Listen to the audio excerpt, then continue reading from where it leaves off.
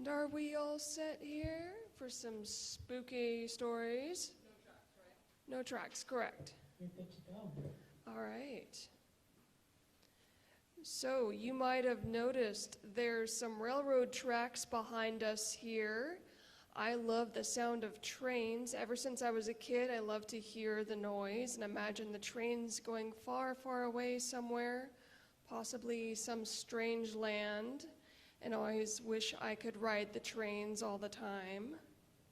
So I found out in the small town of Chico, there are railroad tracks behind the abandoned factory. Now, if you know the town of Chico, you know there used to be the diamond match factory.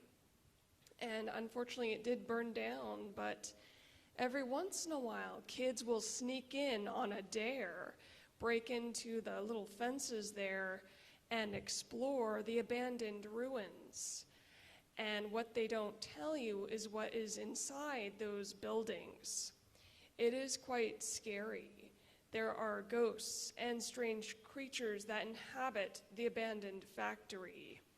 And you see, I believe the entities travel by train on the railroad tracks in the middle of the night.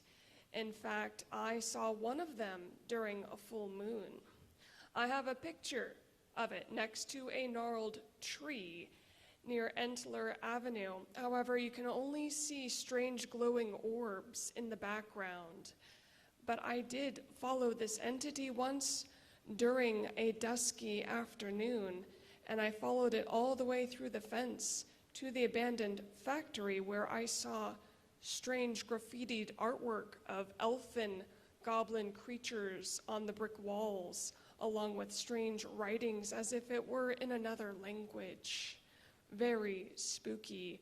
When I tried to videotape what I had seen, I had only captured a vague shadow. I should post it on YouTube, and I will show you what I saw that day. So years passed, and I ended up here in this place. And lo and behold, there are railroad tracks behind us here, and I get to hear the train at night. So on a full moon night, I took a walk down a ways and followed the railroad tracks as far as they could go. Well, when I was walking down and got as far as I could, I walked back and I heard whistling behind me. I turned around, there was no one there. The whistling had stopped. So I just walked on back, and I took one last look when I came down to the street here, and I saw something. It was a very tall, spooky figure, and it was staring at me. And I don't know what it was, but it might have been this strange shadow specter I had seen at the abandoned factory. And I wondered how it got here, and then I remembered, oh, the railroad tracks.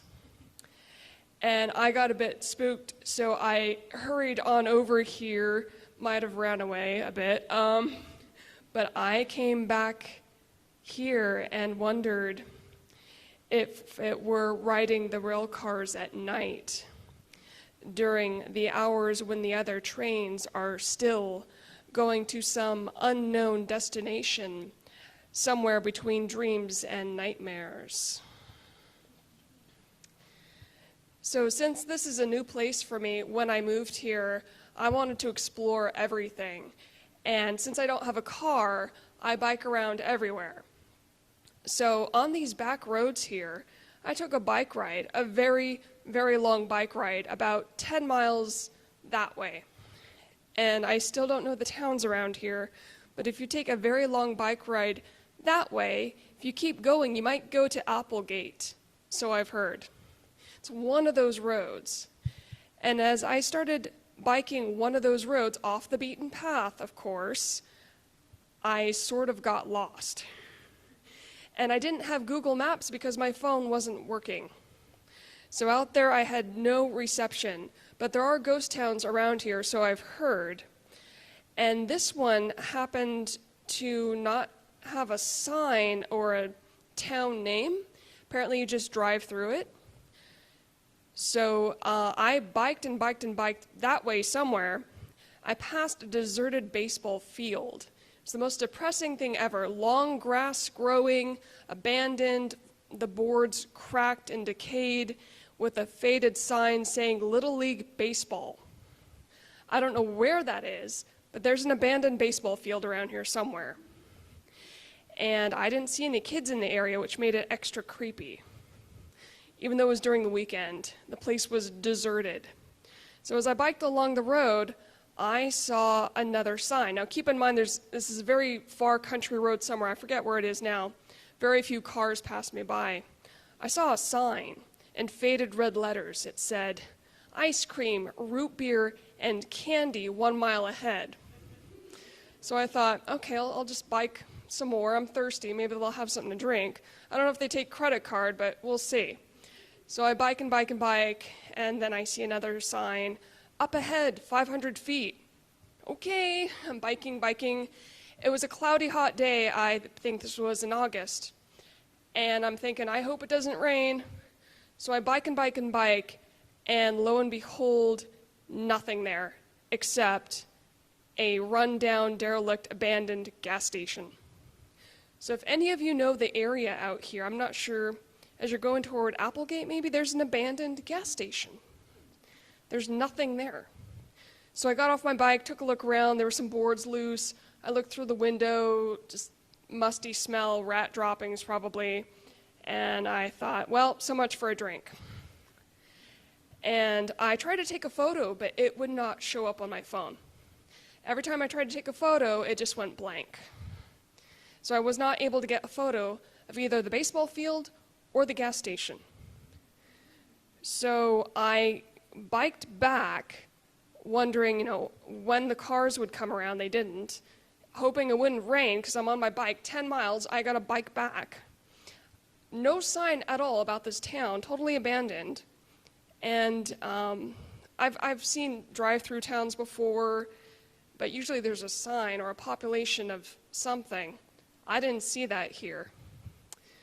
So I was hoping it wouldn't rain when I came back, and then thunder boomed. Oh no. So I look into the distance, I look in the field, and I see something standing there. And I'm thinking, wait, what is that? Oh, it's a scarecrow. It's a scarecrow in the field. I didn't know people did that out here. Do they still have scarecrows? I have no idea. So it's out in the field, just kind of hanging there, and the wind's blowing, it's just doing this. As if to say, come this way, right this way. And I'm on my bike going, nope, I'm going home, bye. I bike past, even the crows were silent. So, Halloween is coming up. I love Halloween, not just the pumpkin lattes. I love the leaves, the feel, everything. It's just that special time of year where anything can happen. And I love going through the orchards and just hiking, and I have a great time exploring around here because I'm on my bike. Well, this time I was on a bus because I take the bus to work. So as I'm busing to work, guess what I see out in the field? Scarecrow. So I think, oh, this is like deja vu all over again. I see the scarecrow out there, and its clothes are all ragged and worn. It was kind of almost teetering off its perch, like it might fall down.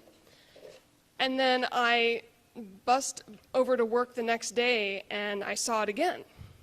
And there's a farm stand nearby as you're going past like Jacksonville, I think. There's a farm stand. And so I thought, they took care of the scarecrow, dressed it up a bit, because now it had a ripped jean jacket on. So I'm in the bus. I'm like, oh, that's cool. And I work during the week, so I'm always on the bus, on my music, listening, daydreaming. And I look out the window, and the scarecrow now has a scarf and a vest. So I try to take a picture with my phone. Oh, that's really cool. And of course, it doesn't pop up. The bus is moving, so it's all blurry. And I just love this little scarecrow, I think. It's so cute. Someone dressed up a scarecrow, because in Chico, there's this lady with a little goose. And it's like a little stone goose. She would dress it up every month or so for like Halloween or November. And I think, oh, that's really cool. So I thought it belonged to the farm stand. Well, the farm stand was closed. Later, they just closed down. I'm not sure why. Maybe they just ran out of strawberries or something. But I thought it belonged to them. Apparently, it doesn't. So the scarecrow had been moved. It was closer to the road. It had on not just a scarf and a vest now, but black jeans. So someone had moved the scarecrow, and I think it's a prank. Ha ha, funny. It's got black jeans on and boots. And the boots are all shiny, like, oh, they went to a lot of effort. So I'm on the bus, and I think, oh, that's really cool. I give a little wave, and it's got this gunny sack over its head. Two black eyes are staring at me, and it's got this grinning red mouth. Like someone kind of ripped it open and just painted over it. And I just kind of wave, like, hey, scarecrow, hey, and then the wind's blowing, and it's just doing this at me as I'm riding the bus. And I took a weekend off work, and the scarecrow wasn't in the field anymore. So I was like, oh, that's too bad. It must have fallen down, or someone took it home, or whatever. But as I passed the farm stand the next week, the scarecrow was perched in front of the closed door they had in front of the farm stand. Not only that, it was dressed in a long purple jacket. Not just any long purple jacket, but something that looked expensive, like a raincoat. I'm thinking, that's really odd. They're really dressing this thing up. Why are they leaving it there? So, of course, I can't take a picture of my phone. I have no proof of this. The next day, the scarecrow had a top hat on. Wow, that's a really fancy scarecrow. And I know this doesn't sound like a ghost story, but when I passed, my schedule changed at work. So I now travel by bus in the evenings. So as I'm coming along the farm stand at dusk, it's no longer in front of the farm stand. Someone or something had moved it to the bus stop. And it's leaning against the bus stop pole, just standing on its own. I don't know how, like it didn't fall over. It's standing there, dressed in a top hat, long purple coat, boots, jeans, vest, and scarf. And I look at it, and the bus passes by, and I look back. Its face had changed. When I saw the scarecrow again, it was standing like it was just standing on its own. Everything was the same except its face. And I recognized it at once. If you go online, you can see the YouTube videos of what I'm talking about here. It had the face of Grim Goblin Jack. Thank you.